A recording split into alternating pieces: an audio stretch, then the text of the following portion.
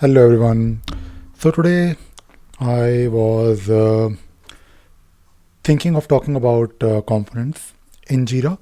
Now, if you're using Jira Data Center, then you might want to archive your components. Now, archiving is a feature which we have in Jira, and this is something that you can do for your components. Now, you may have your components, like a lot of components in your project, and components are great because you can have a component lead. You can do some auto assignments based on components. And components, the basic purpose of a component is to have some kind of a breakup of your project into smaller modules or subsections. So components are great. I mean, you have like different ways of using a component. But in this video, I actually wanted to talk about archiving.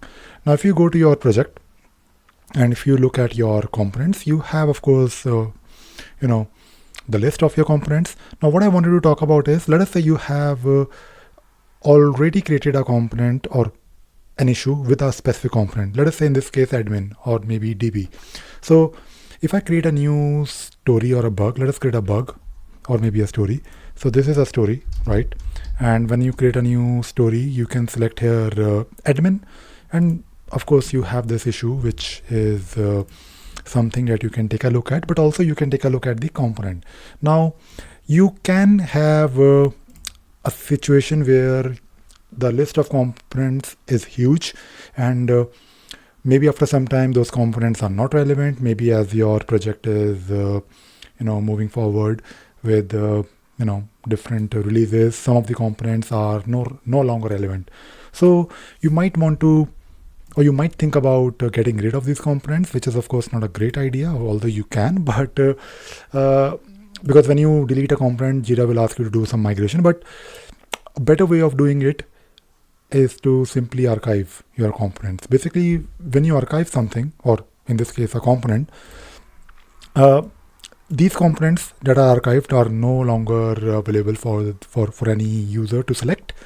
But at the same time, any previously selected components will still be relevant for your issues, for your reports. So now if you go back to your previous issue, and if you now click on this edit component, and if you try to find it, or maybe I'll just share how this will look like when you edit your component, because that will give you a proper view. So here you can see that the archived component is there, which is listed here at the bottom, and you can add more components.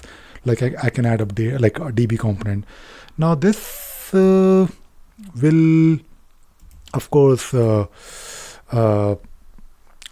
is of course a great thing, because you still have your previously selected component for reporting purpose, but the list here is now only showing you, it should only show you the components that are active, not only the archived ones.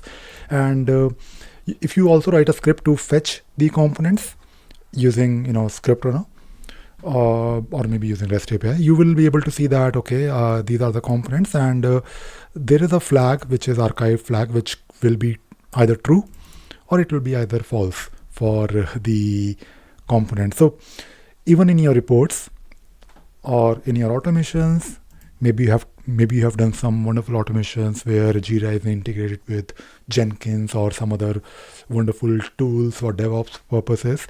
So you can actually use the status of these components, and I think it is a great thing, because your list that will be presented to the user will be short. Now, one thing which I also want to talk about is, this is in a way a bit similar to what you do with the custom field options, where you can disable some of the custom field options instead of just deleting it, which of course you should not. So yeah, that is all I wanted to talk about in this video.